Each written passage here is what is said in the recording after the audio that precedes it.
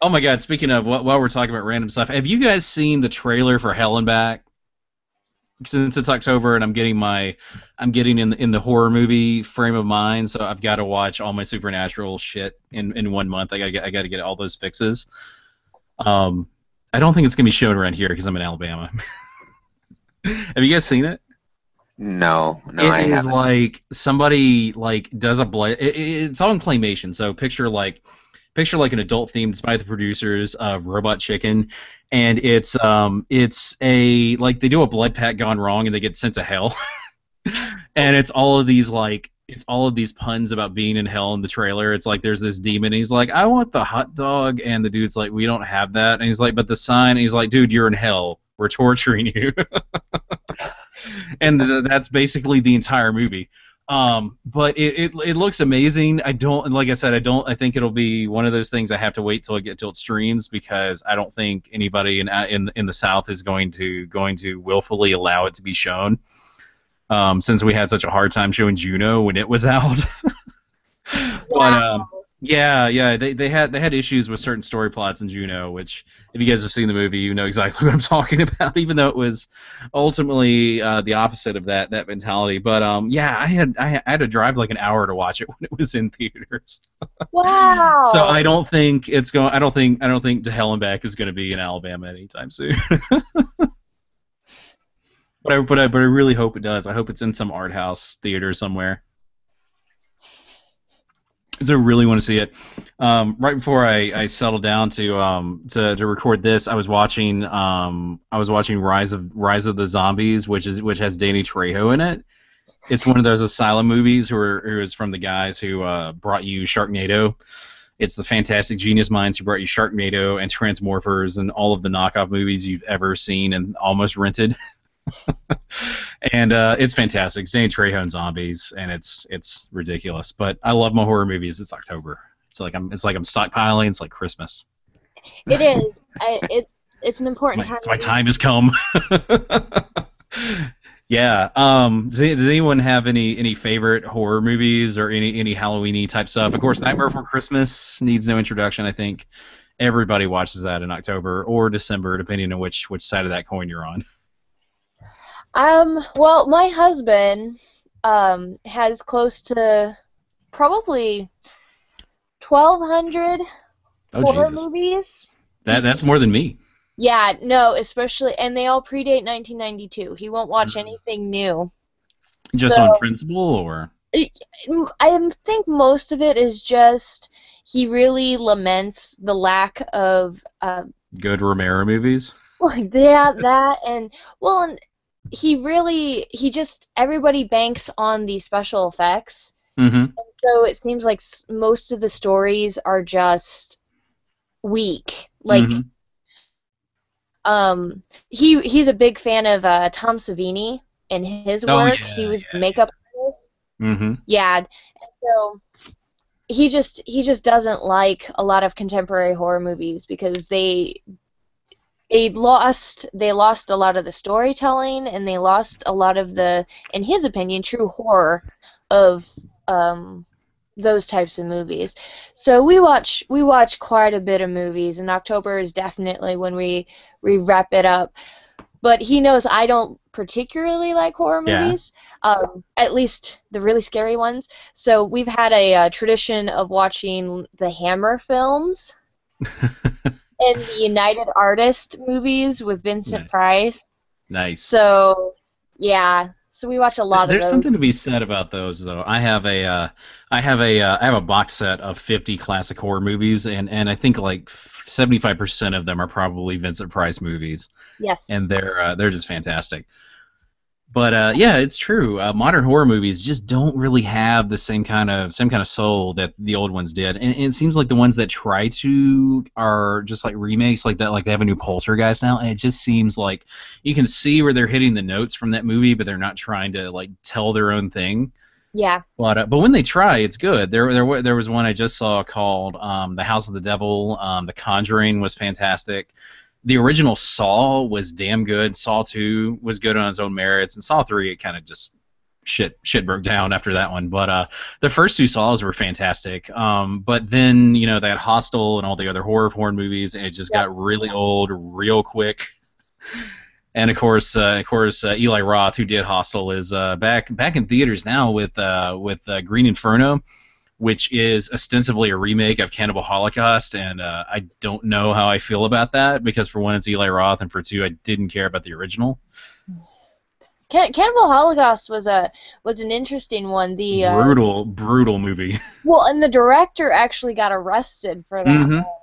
Yeah, because they signed waivers saying that they couldn't be seen in public or do interviews or anything, because he wanted to preserve the authenticity of it. And this is pretty crazy, because the movie was released in late 70s, early 80s, wasn't it? Yes. And they thought that he had released a legit snuff film, and they arrested him for basically murdering his cast, and they had to appear in court before they would drop charges. And it's so weird that that's not even the well, actually it was the original kind of found footage film, because the Green Inferno was the movie within the movie that they were filming in Cannibal Holocaust. Oh, definitely. I actually got really upset at a blog because it tried to say Blair Witch Project found footage film. Invented the found footage film. It's no, they made it cool and popular, but no. Yeah, they recycled it and made it popular again, kind of like 3D movies, but yeah, about that. Yeah, it's almost like if you even if you go back before Cannibal Holocaust, it wasn't found footage, but it was like the based on a true story horror movies in the 70s. Like, you remember Amityville Horror? They had a book and everything, and to this day people still think it's based on a true story, and that was how strong it was, because people had never seen anything like it. Exorcist may or may not have done that too. I know some of their sequels or prequels have tried to be based on a true story or found footage, but I can't remember if the original was like that. I know the varying knockoffs are try to be. It was loosely based, like they changed several items for confidentiality reasons, but the idea is everything in the book. It's like Amityville Horror. It's supposed to be considered a true event. Yeah, and Conjuring was like that too. It was which Conjuring, I think I liked it because it felt so much like the old 70s ones. It had a lot of the same cues. It was a very slow gen, creepy, shit's gonna get wrecked, but not immediately, and there's not gonna be buckets of goo kind of horror movie. It was back to the creepy, out of your mind horror. And then they had that prequel sequel Annabelle, which was just stupid because it didn't do any of that. But I like movies like that. Just the buckets of goo thing is, I think, is it's almost a trope in and of itself if it's a gory horror movie. Well, and I know I was watching a Hammer film. I'm trying to remember which one it was. I think it was. I know it was Peter Cushing and Christopher Lee. It was one of the Draculas. Okay. And I think it was the first one that they did for the Hammer films, and I was surprised because it was like 20 minutes into the movie and you hadn't seen a main character at all. Oh yeah. Like the amount of building that they did for the story and the atmosphere was just wonderful back then. I mean, you can't even go 5 seconds into a movie before they start trying to scare you nowadays. Yeah, exactly. And I think that's what's great about kind of the old Romero zombie movies is it's very slow gen. Like they all build to a very horrifying, brutal end, but it's still and the Italian knockoffs did too. The Excellent Zombie or Zombie 2. Yeah. By what's his face, Lucio Fulci, which I still don't know why I don't own that movie because I love it. It has its moments, but it does. But again, the actual horror, it's all about that, like you're saying, that atmosphere. It builds up to a climax, and it's horrifying. And it was weird because in the 80s they kind of forgot that. Like even Romero himself forgot that. Like the end of Day of the Dead is a guy getting ripped in half by zombies, and it's brutal and it doesn't really feel like it serves the plot more than an asshole getting justice, because that dude was a total ass. Oh yeah, I felt very satisfied with that death, but but at the same time, it's like, holy shit, that's over the top. Yeah, it didn't have that feeling like the Night of the Living Dead, the classic one, and You know, when I saw that as a kid, I mean, it scared the shit out of me. Yeah. And it still more or less does, It still holds up, yeah. Yeah, you're right. And The Exorcist still holds up, you know. Very, very And well. It's just something about them. yeah, exactly. You know, and I haven't seen the other Exorcist movies, the sequels after the first one, but every time the first one comes on TV or something, you know, I'm there still watching it, you know, because it drags me in.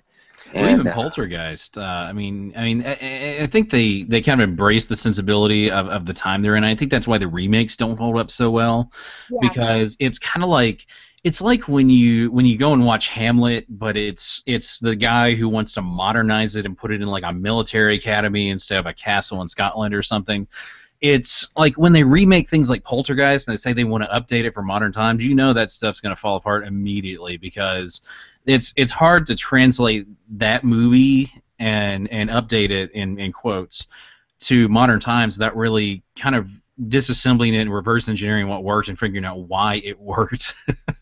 Yeah, which I think is why the House of the Devil set their movie in the 80s, because they realized that movie wouldn't work in the age of cell phones. So they're like, we'll just take that away. You know, they have one phone, it's a rotary phone.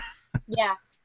And even then, it's not. I think the bad guys in the movie only get one on-screen kill, and even then, it's like me and the wife we're sitting there doing our own thing, just kind of having it on for noise, and like someone gets off within half an hour of the film. We just set up and we're like, holy shit, we didn't expect that to happen already. And it was just how sudden it was.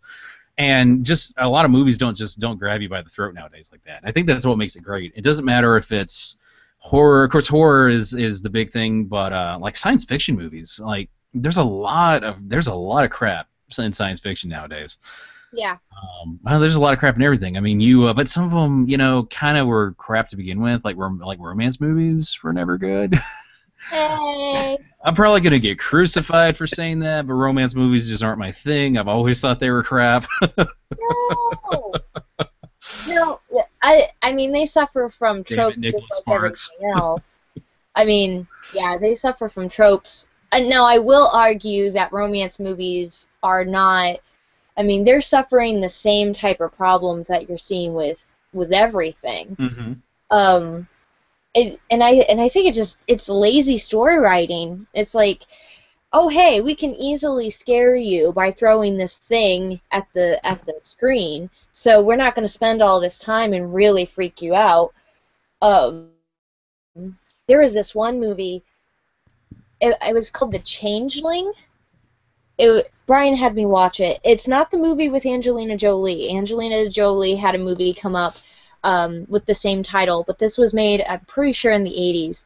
There's one from the 80s, one from 2008, so it's probably the 80s. Probably the 80. And what was really crazy about that movie... It was Canadian. Yeah, but it was so good. I mean, the building... there's very few actual scares. It's mostly kind of a mystery movie. But my goodness, at the end of it, when you find out what the story is, you're just absolutely disheveled at it. And yeah, I really like that one. That was great. Or even like Black Christmas. Oh yeah. The original by Bob Clark. You want to talk about a movie that could have gone south really quickly. The premise was there was a maniac killer in a sorority house. So it sounds like just about every other horror movie made sense, but the way he handles the story and the tension, my gosh, that movie makes me want to leave the room constantly because and there's very little gore and there's very little, but his ability to create the tension in the movie was just phenomenal. I love that's one of the we watch that for Christmas every year. Yeah, it's one of those that kind of leans itself to it, kind of like Thanksgiving, but much better. But that's that's like almost every pre 1990s John Carpenter horror flick. I mean, you see Halloween and The Thing, and it's straight tension in both of those movies. or three of them. Halloween 2, of course, but Halloween 2 was more of your standard slasher fare in a hospital. There were more victims. Yeah, But the first one was the first one was taut. And that's back when he had such a low budget, they had to spray paint a Star Trek William Shatner mask. I mean, just imagine how much goofier it could have been if they'd actually had money. That's the problem, though. Yeah. I think when you limit people like that, that's when you get your best moments of creativity. Yeah. To me, that's what always killed the Star Wars films. Was George was able to do anything. You mean the second round? The second round. Yeah, no, I honestly feel like that's part of the problem. It's become too easy to do everything, so people aren't able to kind of sit down and have to problem solve through these situations anymore. And so these very, how do you want to say, polished. Well, not saying Halloween's polished, but still, I mean, very it much offers. the opposite, Yeah, I think that's why J.J. Abrams wanted to go back to the old style, and bring that back into the Star Wars, universe. Having these models or makeup, and very little green screen.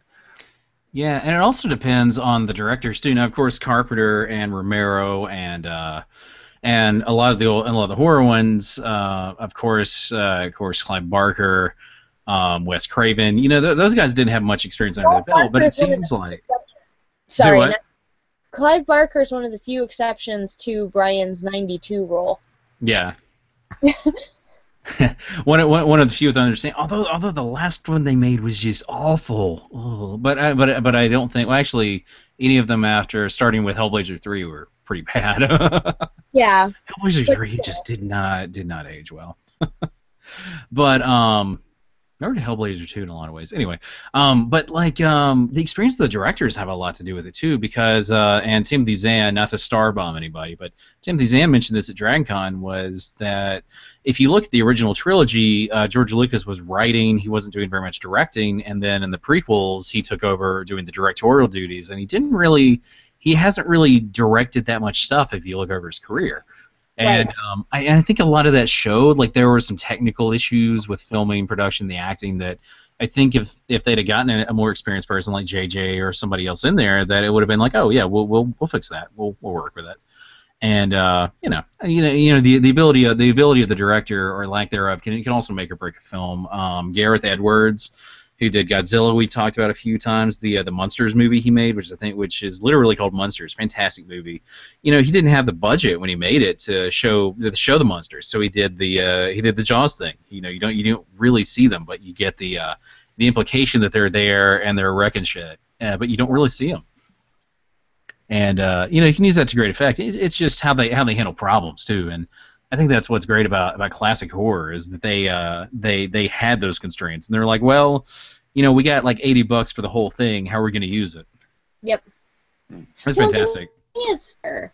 I mean, it's one of those things where it's very they say cheap scares quite a bit, but they really are. I mean, I can watch a horror movie nowadays, and yeah, it'll be gory, and I'll be disgusted, and I'll be scared for a moment. But then I forget about it. Yeah. It's not like older horror movies that have literally, I could not watch another horror movie for a week because I was so traumatized by what had happened. They linger with you. That was John Carpenter in The Thing. He was the director commentary with him and Kurt Russell is the greatest thing, because John Carpenter calls all the jump scares in The Thing gags. And he said the challenge with a movie like that is you have to think about, because you're finding this thing that can mimic perfect life forms. You have to find out what you have to find different ways every time you introduce the gag to do it in a different way that makes people jump out of their seat every time, even though they know what's about to happen.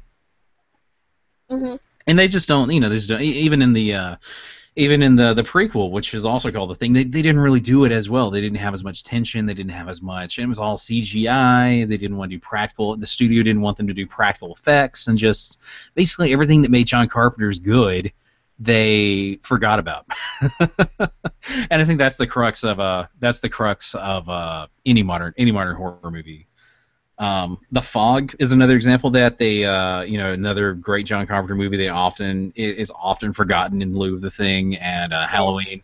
They remade that, which I liked the remake, but it didn't seem to have.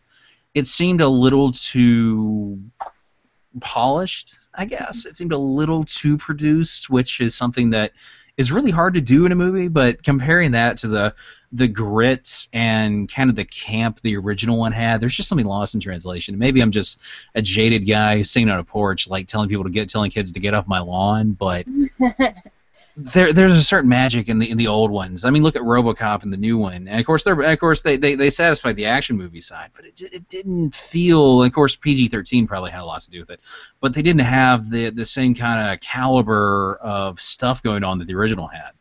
Of course, the new one also I don't think had people falling into vats of acid and getting run over by trucks and all the brutality the original one had. So there's probably a lot lost in translation there too. But just remakes suck in general. It's like, don't do it. Just don't. Yes, no. Yeah, the guy who directed the Swedish versions of the Girl with the Dragon Tattoo movies with Noomi Rapace and like her really like breakout role outside the Americas. He has major issues with the fact that America is making the movies. He's just like, we have ours. He's like, we have these. He's like, why do you feel the need to make it American? Oh, that's just like Old Boy. Yeah, it's Old Boy, Wings of Desire. They turned that into, what was it, City of Angels, which was shit. Just, it seems like there's this need. The Grudge, which it was decent. The original Ring was great. The second one, not so much. But there's very few American remakes that are as good as the foreign originals. Which, while we're in horror, oh my god, Japanese horror is just fantastic. that's a whole nother conversation right there. But they can almost do no wrong, and then until they try to make it America, they the guy who directed Ju-on in Japan, he did almost a frame by frame remake of his own movie when they made The Grudge here, and it still didn't hold up as well. It's just something about it.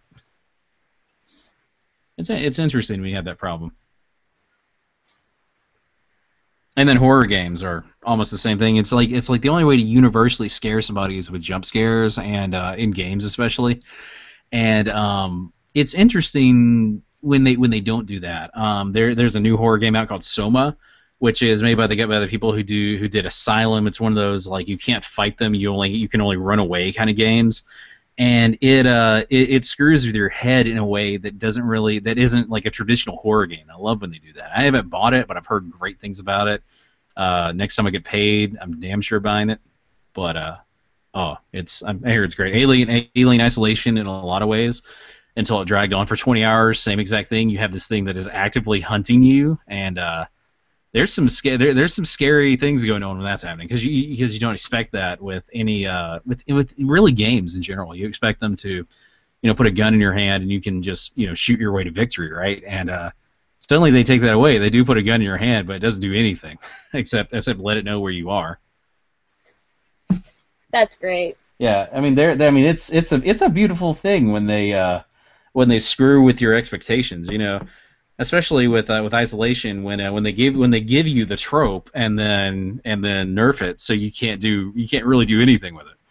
Yeah, because you have the alien, you can't kill it. You have the androids, you can kill them. It takes a shit ton of time, and you can kill the humans, but when you shoot them, you let the alien know where you are. So you get a bigger problem.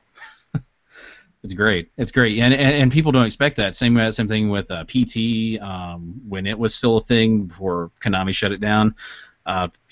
Played with horror tropes in a way that no one expected. It's they got a little too Ridley and clever near the end of it, but it was fantastic because it was again that creepy kind of, you get the radio telling you to turn around, and when you do, you get your soul sucked out by a perfect knockoff of the girl from The Ring. It's fantastic stuff. I love my horror stuff. That's something this generation has really done, because the last generation of game consoles just didn't have did not have many or any horror games at all, and I'm glad to see that's making a comeback. Sometimes in a bad way, because the Resident Evil stuff just still has not caught up to what it used to be. It's like you just let yourself go, and you're eating donuts. I don't know you anymore. Yeah, they're redoing another Resident Evil game, aren't they? Yeah, they're doing something, but it seems like they're all action based. Even when they do get kind of the creepy vibes, like they did with the two Revelations games, which by the way are fantastic games. They're awesome. They do harken back to that creepy. You know, there's not co-op. You do have a partner, but it's not an actual controllable partner anywhere. It's more of like the creepy vibe of the originals. But lately, the mainstays have been all action. You can one-hit kill things.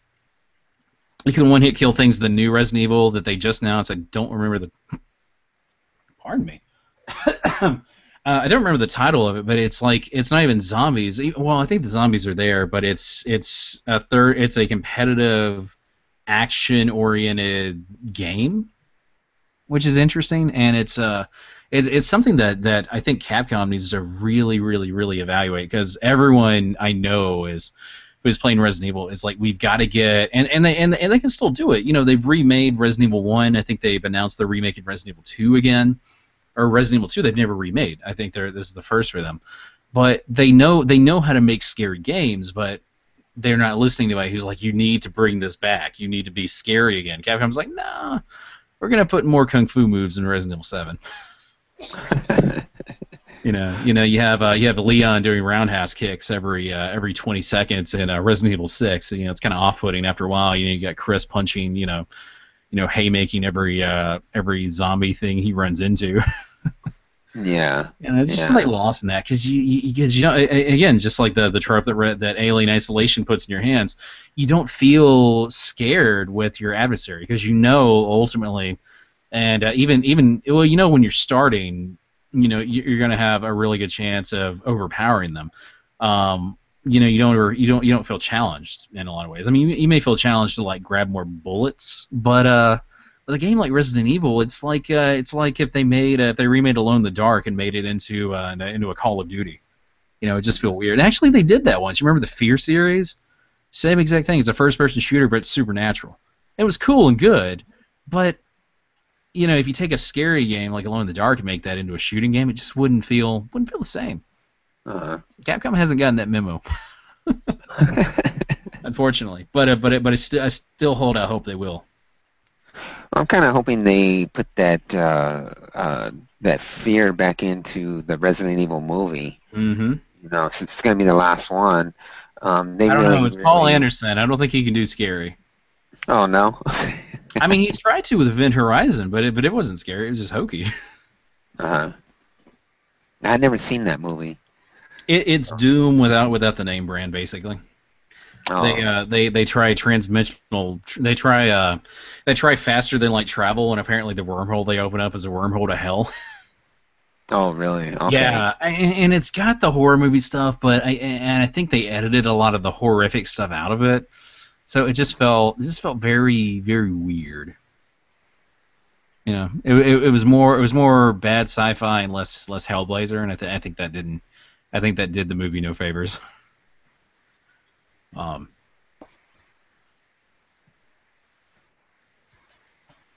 Sorry, my hangout was blank for a minute.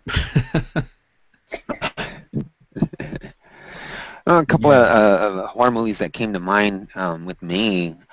I saw one as a kid called Scared to Death, which came out in 1982. I don't know if you had ever seen that or heard of it. I'd have to hear. It sounds familiar.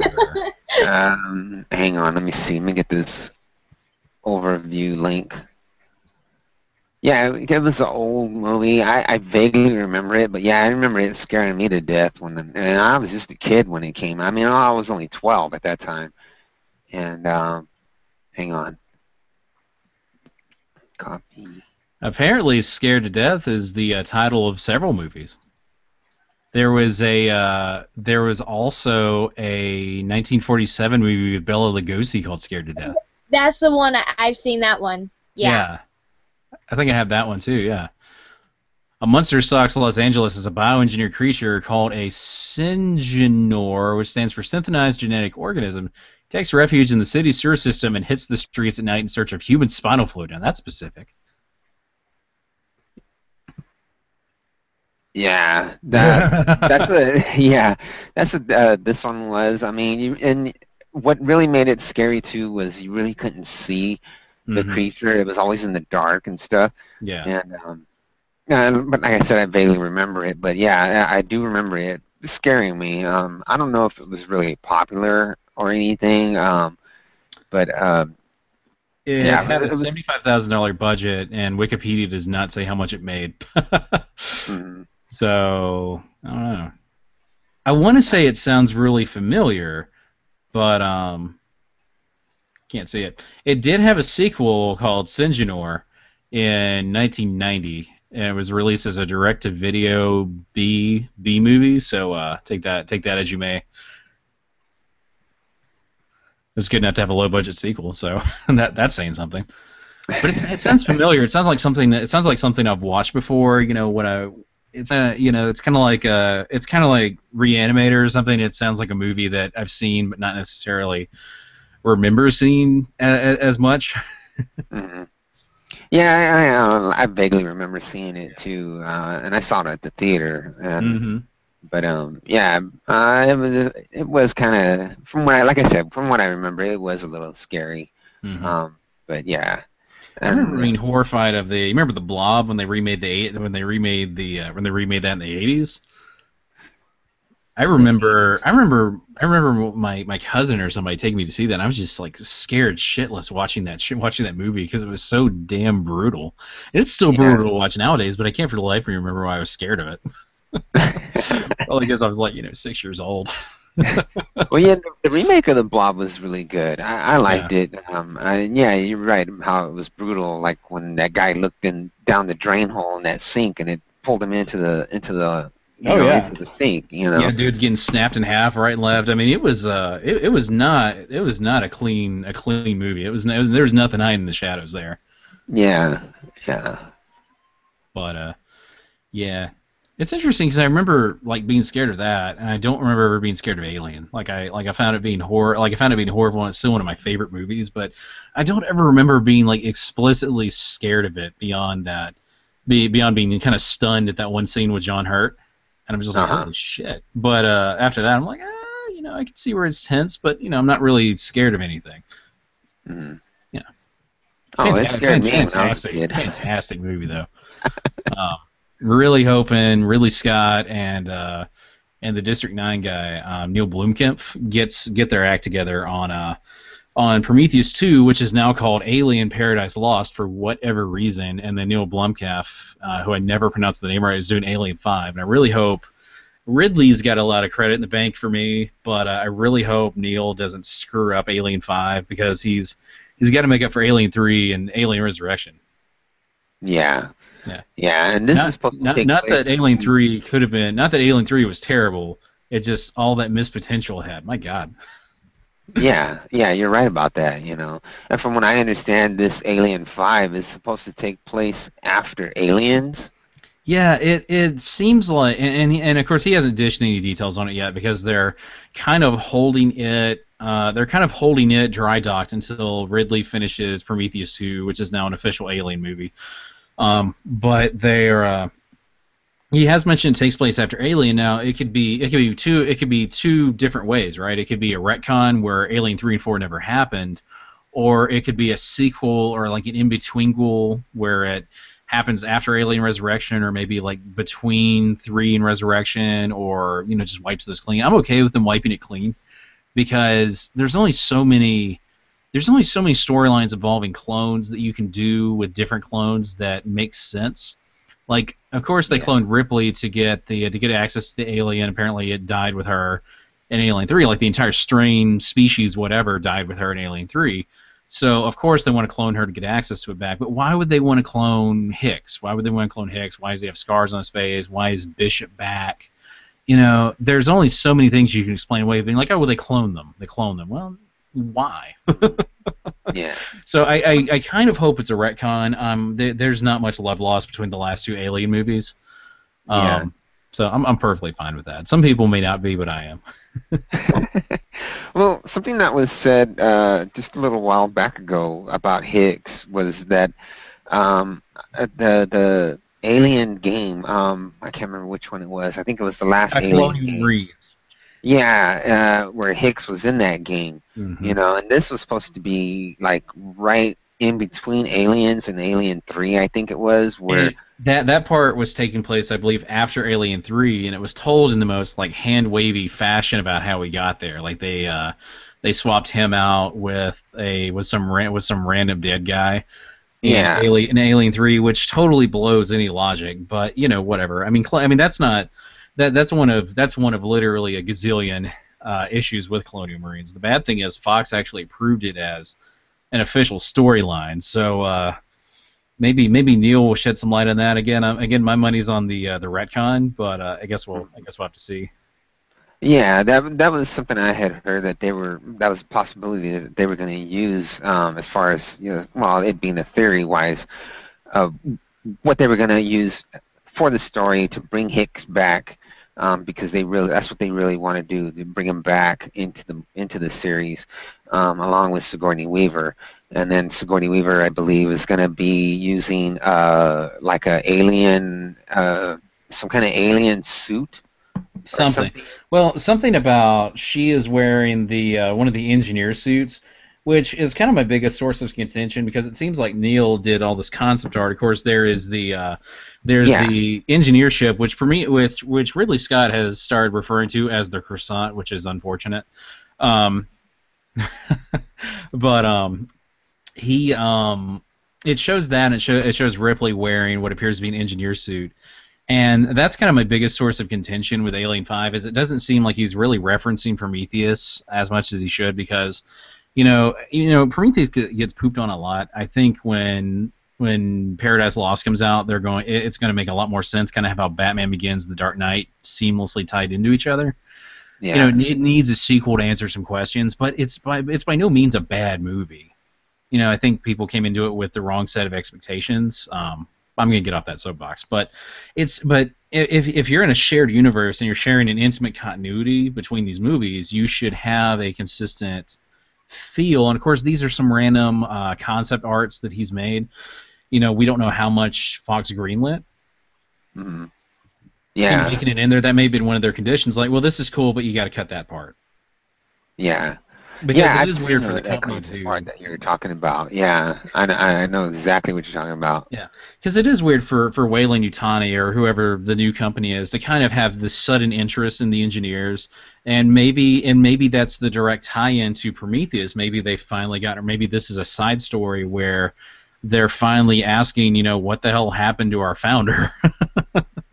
You know, he's been missing for a century. We should try to find out what happened to him.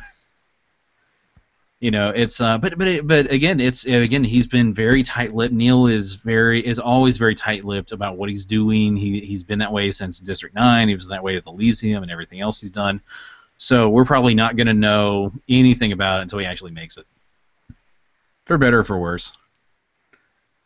And but I like his movies. They're not movies like I sit down and watch continuously, but District 9 especially was fantastic. So he's got some credit in the bank as long as Fox doesn't muck around with it like they did with Alien 3 and undoubtedly did with Alien 4. It should be fantastic.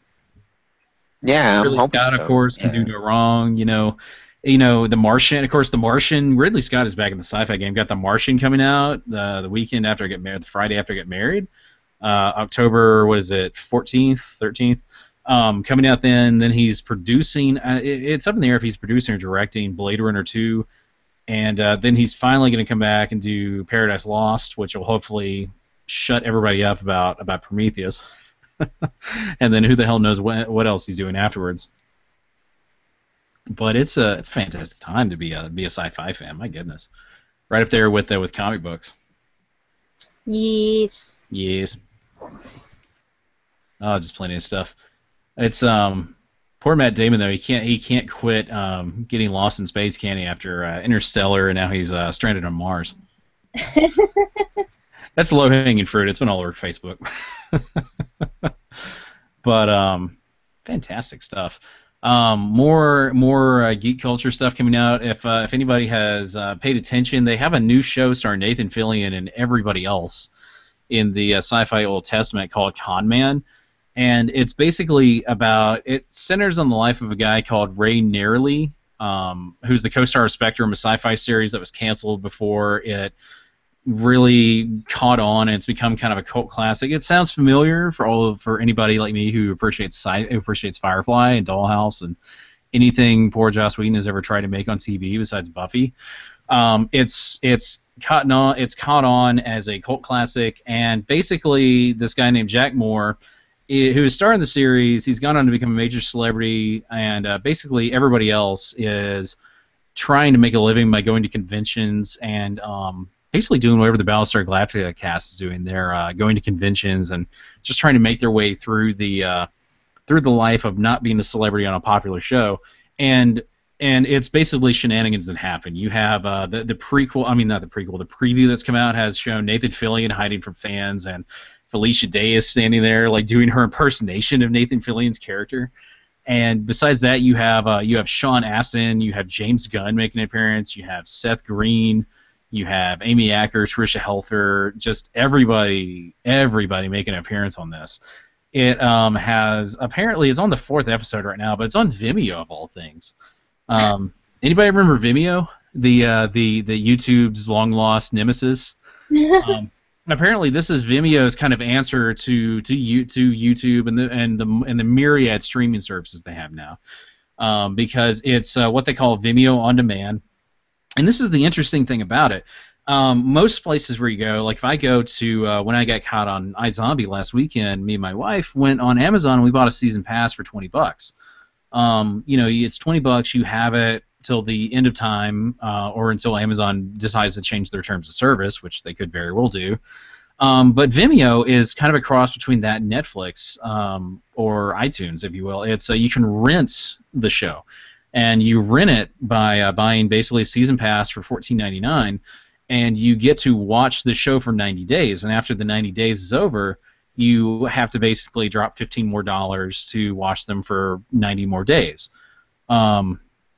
Which I don't know. Do you think that's a wise business strategy, or how do you guys feel about that? I have some thoughts.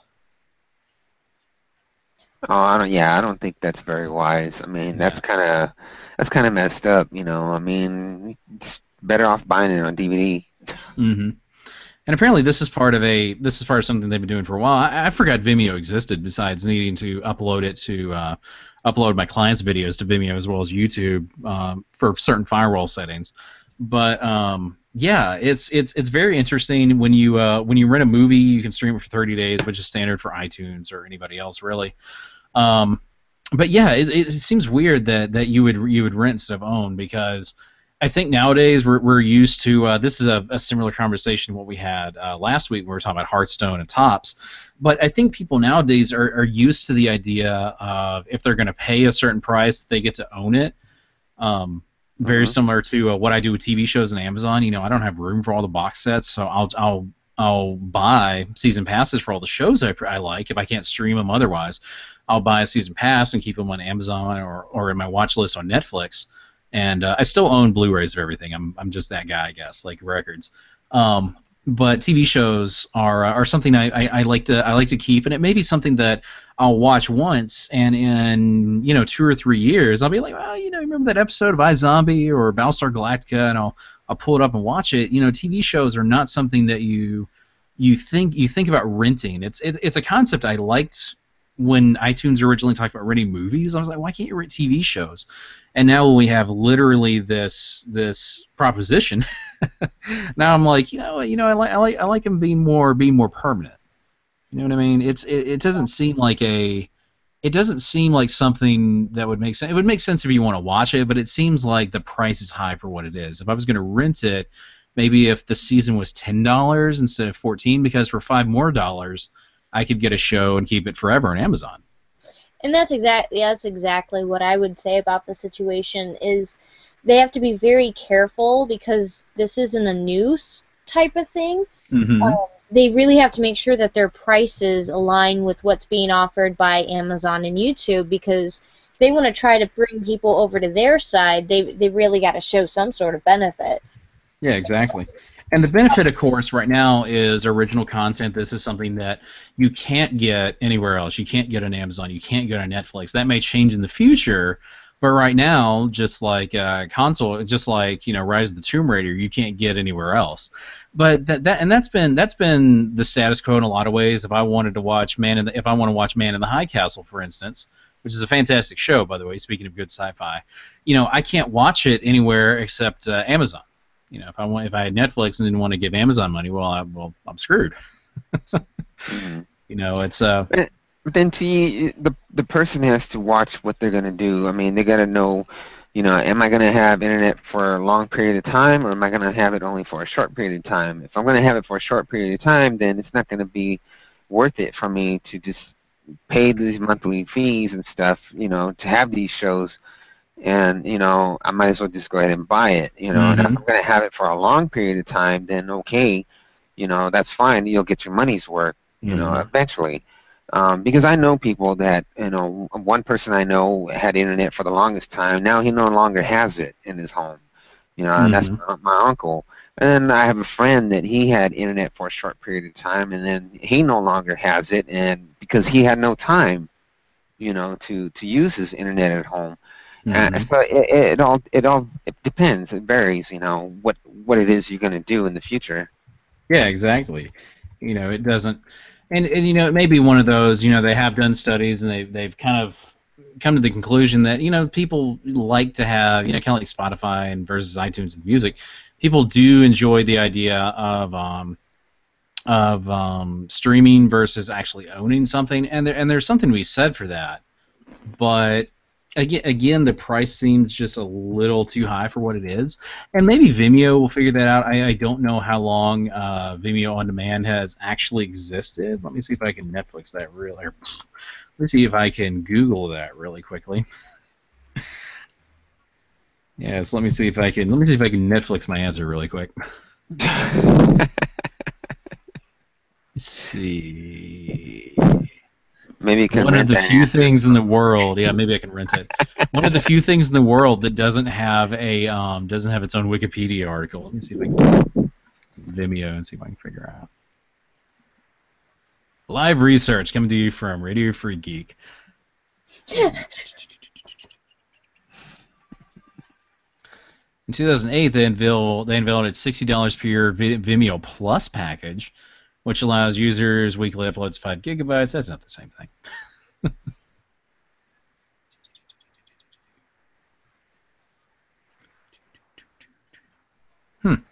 Vimeo's Wikipedia page actually does not mention it. Anyway, it may be that this is a new offering from Vimeo. Maybe they want to branch out again. Well, obviously they are branching out into premium content, into content that is exclusively theirs, because that is slowly becoming the way of the future for getting your name kind of made. If people want Amazon, it's not enough anymore. And Netflix has been doing this for years too. It's not enough anymore to say like, hey, we've got the latest iZombie or Battlestar Galactica or whatever show you care about or whatever movie you care about. It's not enough to say, here's this. Nowadays you got to have a deal with Marvel to make their TV shows. You got to have Philip K. Dick novels like Man in the High Castle to adapt into TV shows. You have original content like House of Cards, like Vimeo with Con Man, and Transparent on Amazon, which has won Emmys. I mean, people are taking it seriously, right? Nowadays you got to offer exclusive content that'll get people coming in. That's been nothing new. I mean, that's why Felicia Day's Guild was so popular on YouTube. That's why Let's Players, that's why PewDiePie made $4 million last year, as they offer content through a certain platform and people have to go there to find it. And you just got to figure out the right price for it, and I think that's something they don't really have an answer for. I mean, as much as I love Amazon, if I got on Amazon Prime just for the video streaming, I would be paying $67 to $100 a year just for that. And that's pretty high. Versus Netflix, which I think is slightly cheaper, but it might not be. The subscriptions add up when you actually think about it. Oh And even yeah. if you're buying it, even if you're doing it a la carte and you want to get a show, it's at least it's 25, it's $20 and up for a show. So it's all about finding the right price. It's one of the it's something that there's never been a solid answer for, even with physical media. It's just more or less inflexible nowadays digitally because no one really knows. No one really knows the right answer for it, which is why ebooks have had such a hard time, I think, taking off compared to normal books. Just like we were talking about last week, it's if it's the same price as the physical thing, why don't you go and buy the physical thing? There's not really a reason to buy the intangible object if it's the same price, right? Yeah, really. The same thing with video games. Everybody thinks that since you're going to be downloading or using the cloud, that it's going to be cheaper. And it hasn't. The price hasn't come down at all. I mean, it's the same. So if you have the storage for it at home, you might as well just buy it. Yeah, exactly. And it's something that that's been a big concern right now for people. Of course, anybody who uses an iPhone knows that Apple Music has kind of invaded your normal music listening on the iPhone right now. You can pay $10 a month and basically have access to anything. If you want to Shazam a song, you can add it to your list and play it without paying anything extra. You don't have to buy it. And that's been a big concern for a lot of people. Is why don't you want to own it? Mm. It's not an easy answer. Well, it's one of those things with. I didn't eloquently say that as much as I was searching for something at the same time. Sorry about that. Well, I mean, I want to hold physical copies, but I can definitely see the idea of sampling things. Mm-hmm. I mean, I've done ebooks before because I wasn't sure if I wanted to dedicate, $20 to a book. I thought, oh, you know what? I'll try 5, see if I like it, and then if I like it, I'll buy the book. I would have to have my music. I mean, my music's so important to me. I would have to have it forever in some way. Forever and ever, bury me with it. Well, going back to what I was talking about last week, I've been burnt by something like that. I've had, things that I've really liked, like that sim game, and there's no way for me to play it. I mean, there is absolutely no way for me to enjoy any part of that anymore. And so it's made me really burnt. Well, a really good example of that is, pardon me again. A really good example of that is Konami in this whole, Marcus, I'm sure you're aware of this, but the whole Silent Hills fiasco with Kojima and Del Toro. Konami has been unprecedented in the amount of effort it's taken to go out of the way to murder the PT, to murder the playable trailer for Silent Hills, to the extent where they've murdered the license. They have removed it from the PlayStation Network. It's like Doctor Who, where they burn you out of history. If you delete it from your console, people are selling PlayStation consoles that have it pre-installed, because if you delete it, you cannot re-download it, even if you've already pre-downloaded it in the past. And now there's a rumor going around, and I think it's been debunked, but it's still kind of scary. The rumor has come around that it may not, that they may one day try to, even kill that to where you can't play it even if you actively have it on your system, which ironically makes it the first kind of limited edition endangered species digital collectible. By trying to murder it, they've made it more valuable because people now care about it again. Yeah. But the fact that companies will try to actively murder something if they want it off of something that bad just like you were saying, makes the whole idea of digital content just a really shitty proposition, because you have no control over it. Exactly. I mean, what if? Okay, no, you got no one reads those agreements. They always say they can change it at any time. Yeah. It's messed up because, I mean, what if your download suffers some damage, during the course of the download, or what if it's corrupted? Exactly. Yeah, or what if your hard drive messes up? You know, that has the download. Yeah, Then because what? they will inevitably fail. That's just the nature of storage media. Yeah, you know, No, they might. if you had a PT and it corrupted, or you had or your hard drive eventually craps out, or I wonder if that applies to like if you transfer like if I took the solid state drive that's on my PS4 and upgraded it to a 2 terabyte drive or whatever, I wonder if that counts for that. If they're like, well, that's a new hard drive, so you can't play it. I wonder how deep that rabbit hole goes. But you're absolutely right. If the storage media or the download corrupts, you're just completely utterly screwed. Exactly. You know, I mean, so what's going to happen? You know, I mean, is people going to lose out their money and they're going to have to buy it again? Yeah. You know, I mean, Yeah, really. exactly. And I guess it's really on the whims of whoever it is. I mean, if something gets corrupted on Vimeo, the way they handle it, because they're a different company, of course, is going to be different than the way like Amazon would handle it or Netflix would handle it. That's just the shitty thing about having 15 different companies provide your entertainment. Well, and people like assume that all of them are created equal, and then they have something come up and they realize, no, all of these companies have different policies for different reasons, and suddenly, yeah. Yeah. Oh my gosh, it's just, Okay, so I mean I've always been kind of a person who's always like kept backups of things. I have Neverwinter It's Nights. wise. I actually have Neverwinter Nights still. Nice. And I purposely created a boot camp version of my Mac so that I could continue to play it because I love that game so much. I probably It's only played bad it if you're still playing EverQuest. no EverQuest, but Neverwinter Nights. But I mean, in nowadays the way things work, I wouldn't have had that type of opportunity. I would have been lamenting how I used to play that game, and then because it was a Steam download and it became obsolete, they no longer carry it, and all that fun stuff.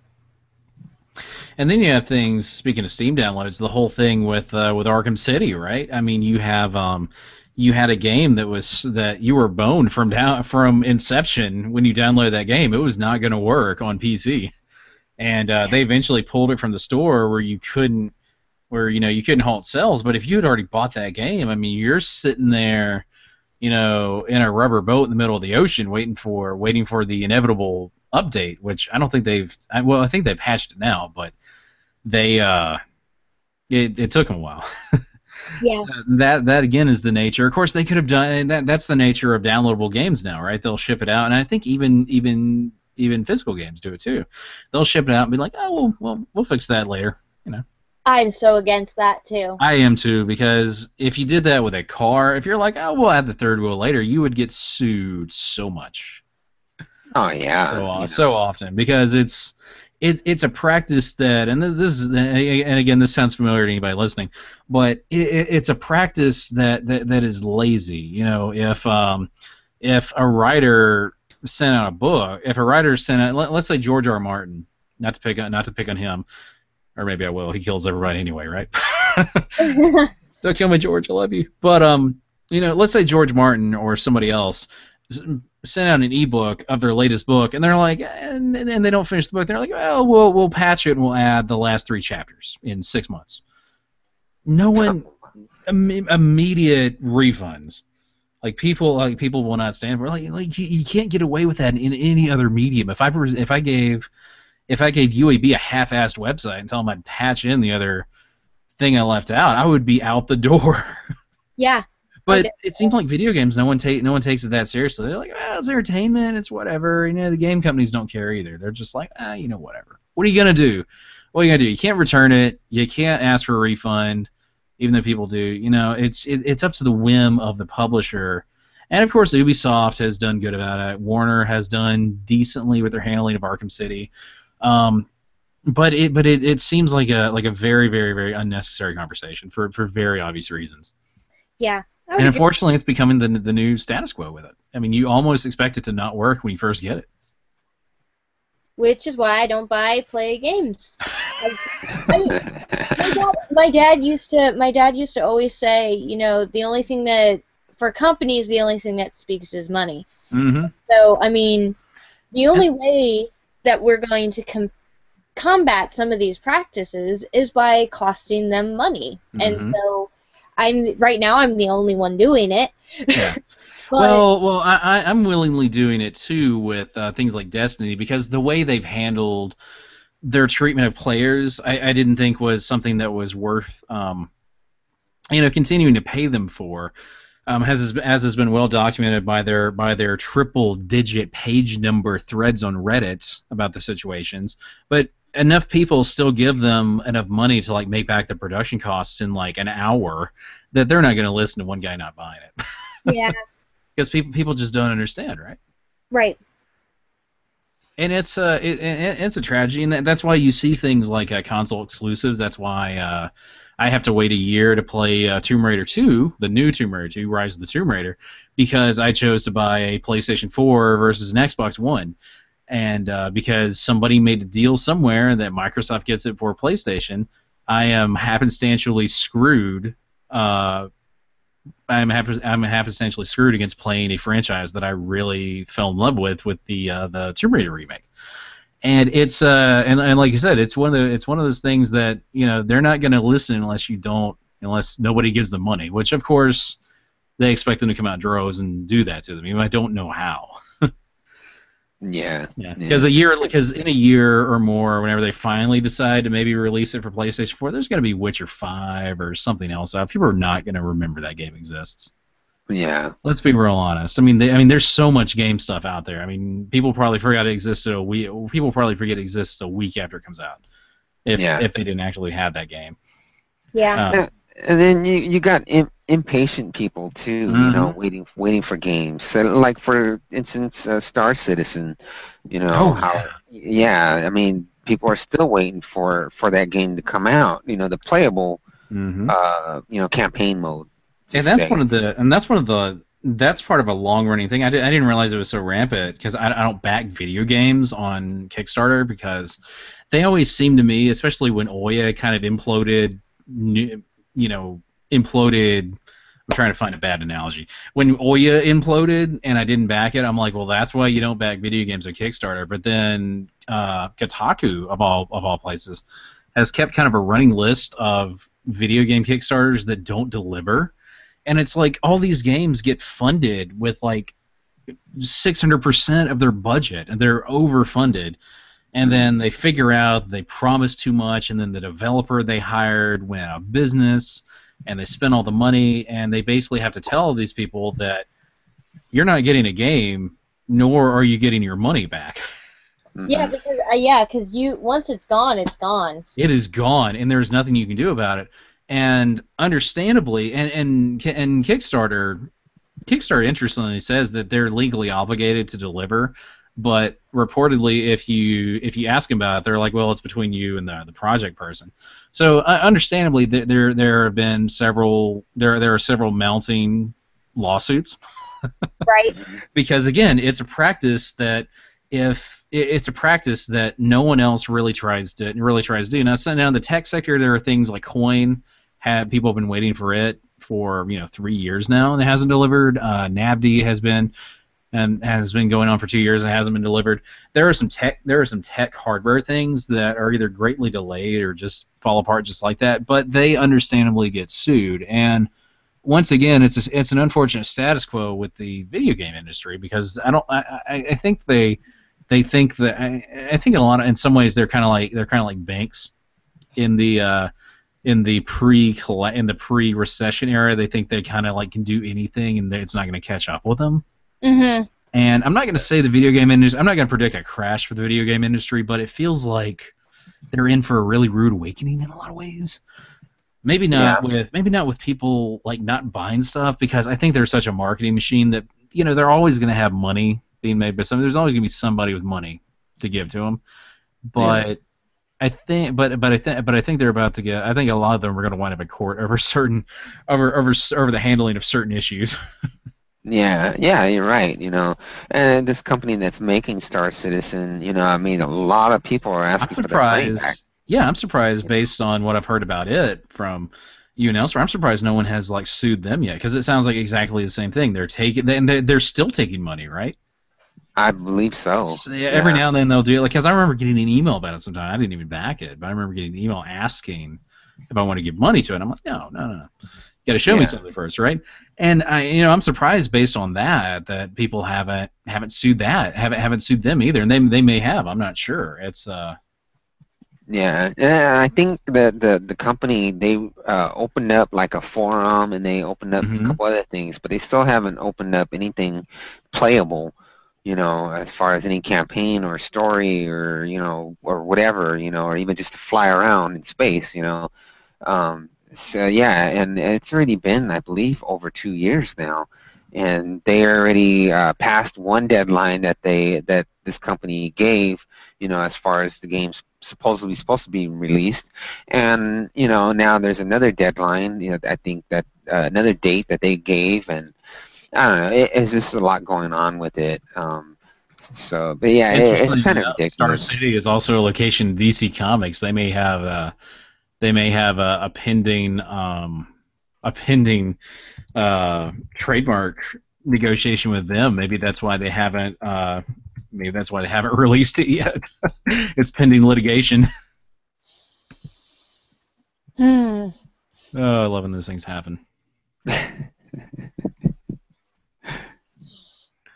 They have a active YouTube channel though. I'm like wandering through them, but still it's people want to see stuff. It's hard to give money to something without having, and this is true for anything. It's hard to give money to anything without evidence of it being put to good use. Yeah, that's true. I mean, yeah, they have a trailer of the game, but I mean, that's only gonna last for so long. That's Yeah, only eventually gonna someone's gonna the want a deliverable. yeah, It's like paying yeah. somebody to make a pair of pants, and they tell you for 3 years that they have an awesome pair of pants, and here's some photos, but you never get them. Exactly, exactly. Yeah. And it's the same thing. This company put out a bunch of ships, that people can buy, but they have to pay like $500, $600, $1,200, hmm for a massive ship to where you can have 20 people for a crew and Yeah. stuff. But you Which, can't use which, it. which again, certain price points, certain price points. I mean, the same. It sounds like the same people who would play this game are the same people who would buy Tesla's new Model X. You know what I mean? It sounds like it's serving people who have too much money to spend anyway. Yeah, I wouldn't pay yeah, $600. There's very few things I'd pay $600 for, and in a video game, spaceship is damn sure not one of them. Yeah, if exactly. I'm paying $600 for something, I better be getting like a panel of an actual spaceship. Yeah, yeah, Obviously, I'm not one of those people who are giving the money because I haven't. yeah, really. Or it better be, if I'm gonna pay $600 for something, it better be like a crate full of Star Wars toys or something. Yeah, you exactly. know? Speaking of, we've talked about subscription boxes in the past, but have you guys heard that Funko is they did an agreement with Marvel to do the Marvel Collector Core, and now they have an official. I think it's called Smuggler's Bounty or some dorky shit like that. But it's a Funko powered Star Wars collectible box, kind of in the vein of Loot Crate, Sci-Fi Crate, Nerd Block, all those guys. That sends you something. It's like $50 worth of crap. It's $25 every quarter, and it's all Star Wars stuff. What do you? I'm kind of excited about that. I was debating on that. I was like, I don't do a whole lot of loot crates just because hmm my fandoms tend to be rather sporadic. hmm And it's one of those things where, it's a gamble for me. I mean, hmm there could be an entire loot crate that isn't anything I like. Yeah. But dedicated Star Wars loot crate, I mean, I'm pretty much guaranteed, at least I hope, that I'm gonna get something I like out of there. So Yeah. I've been very, very, very, very tempted for that loot crate. And I do really enjoy the Marvel Collector Core ones I've gotten. And of course, when it's one exclusive thing, you feel a little more excited about what you get because you know you're probably going to like most of all of it. Versus Nerd Block, which when they said they had an exclusive Force Awakens collectible, I was expecting something rad and cool, and instead I got like a plush BB-8. Hey. But the thing is, they say it's collectible, but at the same time I could have bought or exclusive, and at the same time I could have bought it at Target. Okay, yeah. It's like, well, you're technically not wrong, but I expected something else. Which Funko could very well do the same thing, but at least when it's one guaranteed theme around a box, you're guaranteed to have maybe 4 other things that you may like if you hated that one thing. And then Loot Crate does the same thing too. They do exclusive limited edition crates. They had a hell of a snafu with one they were doing for Fallout 4, which sold out instantaneously, and apparently their credit card servers didn't work quite right, and people were getting charged like 10 times for one box. Oh wow! Yeah, that's a fun situation. And now people are still on a waiting list because I know I'm one of them. They're still on a waiting list to see if they actually sold out of them or not. And it's a mess when they do that. It's kind of like console exclusives. It's like, well, I feel shortchanged for whatever reason. Mm-hmm. Wow. Yeah, I've heard a lot of good things about Loot Crate. I have a friend, and him and his sister buy every now and then from Loot Crate, and they've always liked the stuff that they got out of them.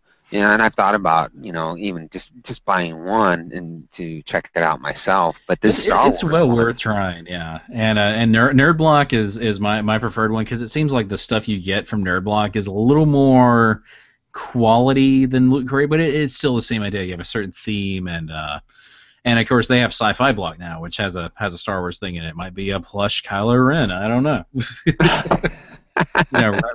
Round out all the plushies. I don't know, but it seems like maybe it's because they're Canadian. I don't know. It seems like they have a little higher quality stuff than Loot Crate. I don't know. Teach his own. I don't know. I like my T-shirts, and I always get one in Nerd Block. I'm looking at this Smuggler's Bounty Star Wars, and let me tell you, I am super tempted. Super. You know how it's saying that you can pay $150 for a year and you get some exclusive thing at the end of it? Yes. The Marvel Collector Corps one looked like an Oscar, but with Captain America on it, and I really kind of hope it's something that campy and cool for the Star Wars one too.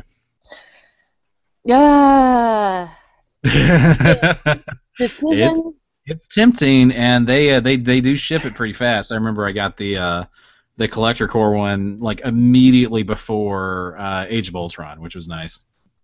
And maybe it'll be the radio control BB-8 and not the plush one this time for the exclusive. What if you open the box and it's just like the Spiro BB-8, instead of the plush one? It's like this is all you get, but that's okay because everyone else wanted it too.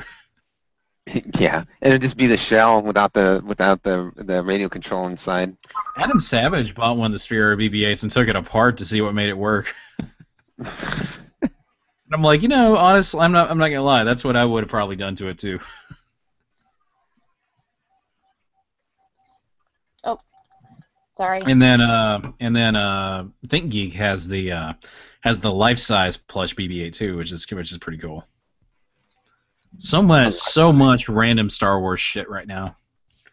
Because they want to cash in on those precious collectible dollars. Did you see the pictures I posted on Facebook of those toys that I came across? Yeah. No, those were pretty cool. Especially that Yoda. I really liked that Yoda, but I didn't really like the price. Yeah, well, I mean that's always the thing. I mean, when you want to get Sendor really wants to get a Furbaka, the Furby Chewbacca, but the damn thing's like $85. Yeah, I saw that too. Yeah, and it would be a horrible time to compare it right now, you know, what with Disney Infinity, Lego Dimensions, which by the way has Portal 2 in it. I'm kind of excited about that. But you have all this shit, and then you have things like Sphero, you have things like Furbaka, you have all of the other crap, and you know, kids are not just gonna like one thing. So like, Oh and no. it's, like parents right now are just like, they're just, yeah, especially the holiday season, they're just kind of they're just kind of living in fear because they know it's like an entire paycheck right there. Oh yeah, Oh, easy. horrible. Just everything is so damn expensive. Yeah, because that Yoda was 179.99 Yeah. alone, and then The Sphero BB-8 was 150 right there. uh the Darth Vader that I posted, that was 100. Hmm.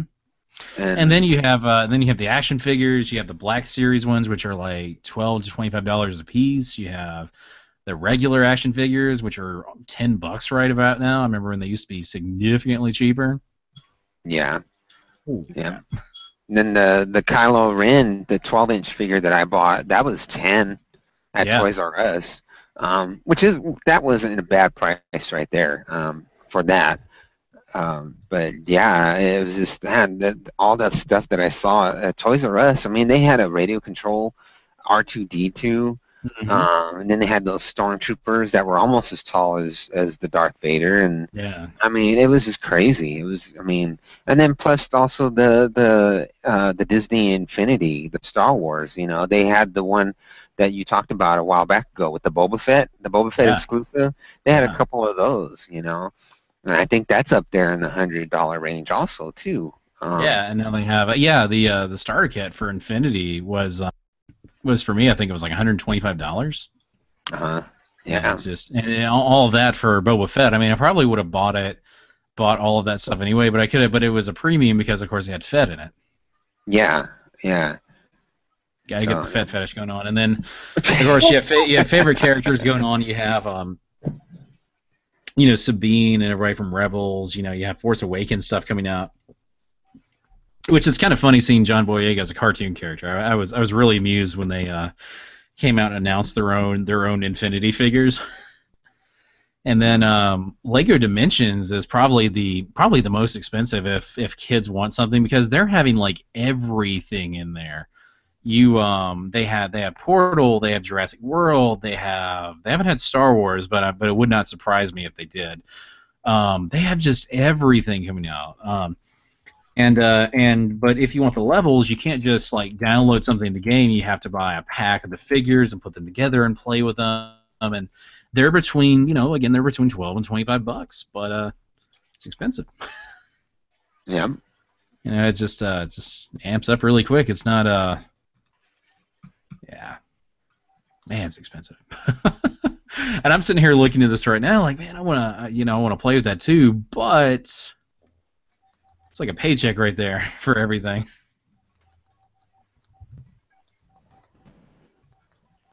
Jesse probably has all of them. She's like, no, I don't know what you're talking about. No, yeah. I'm fiscally responsible with my decisions, even though I'm looking at the smuggler's bounty. Yeah. But if you're financially responsible with everything else, and that's like your one splurge for, you know, the quarter of the year, then you're doing better than most of us.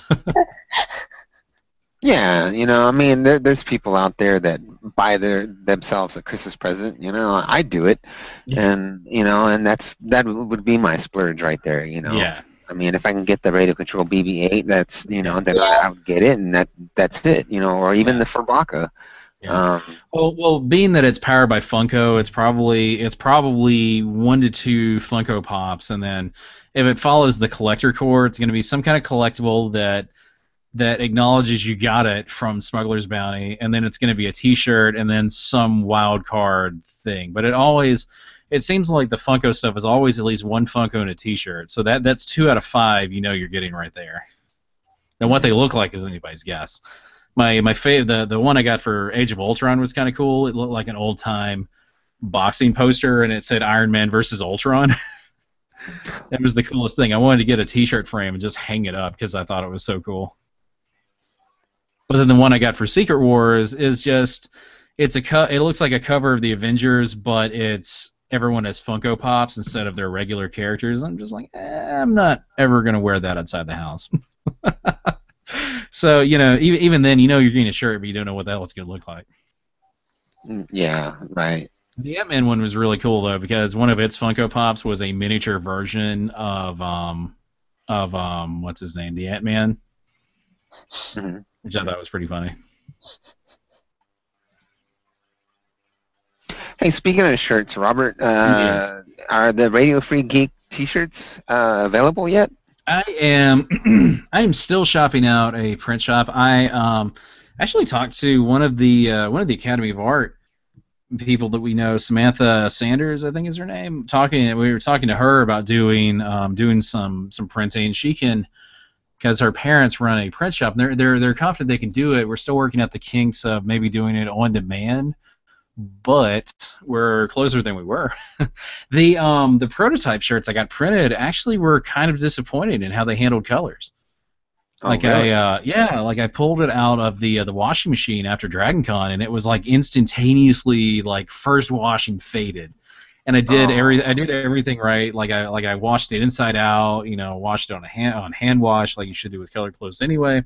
Pulled it out, the colors were faded. I'm like, oh, I'm not gonna use them again for obvious reasons. So jury is still out on the printer we are using and how we're gonna manage logistically from that. And then I gotta do the Olin Rogers thing and actually design a season of them. Yeah, just like doing seasons of podcasts. I like the idea of doing a set season of shirts. I gotta work that out. They're not gonna be synchronized with the podcast, obviously. Yeah. But okay. those should be available in the soon. Mm-hmm. Hopefully more sooner than others. Or more sooner than later. I'm not getting paid to talk right now. At all. But cool. None of us are. None of us are, exactly. Although tomorrow we will. Well, how about the website? How's that coming along? Website's coming along good. I have to. I have a couple of kinks with the WordPress theme I'm doing, and although now that I am getting finally married next weekend, I should have more time to actually focus on that versus getting freelance projects out of the way and funding this thing. And weddings are expensive. Yeah, I will have some freed up resources. Time being one of them after this week and next weekend. Because hopefully, as far as I know, everything that I need to do is taken care of, and thank God for that.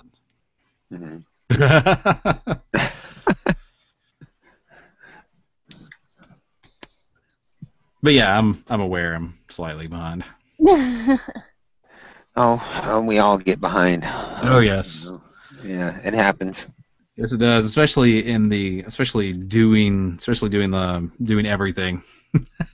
Especially doing everything in the master's class. My God, this whole thesis thing, Jesse, you know exactly what I'm talking about. This whole thesis thing will just drive you crazy. Like, real. Yeah.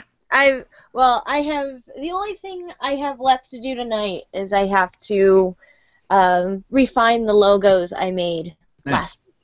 So I'm feeling a little bit more, how do you want to say, confident?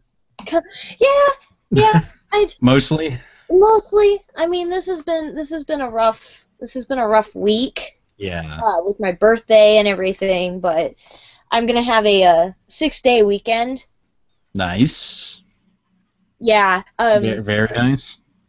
Really random too, because it's a really random 6-day weekend. Yeah. Well, we have a fall break on the 12th. Oh, okay. IPFW. Yeah. But the VCD, in its infinite wisdom, implemented this thing where they do mandatory advising. Okay. Right before fall break, which means classes can't be in session. Oh, really? To give the VCD students time to meet with their advisors. Oh, yeah, time to figure it out. Yeah. So, starting on Wednesday, I have no classes until Tuesday. Oh, wow. So just really happenstantial. Yeah. Must be nice. Yeah. Being someone who works in the administration building at my school, I don't ever get that happenstantially. I just have the standard holidays. Yeah, I was just like, hey, you know what? I'll take it. And it turned out really great, too, because I've gotten a little behind because of my birthday. Yeah. Who works on their birthday? Jeez. I mean, there's somebody somewhere. I mean, I've done it. I tried Yeah. really, really hard to get stuff done, but I was not as productive as I could have been. And we ended up watching Corvette Summer. Oh, yeah. I got to choose the movie, so we watched Corvette Summer, and I forgot how campy it was.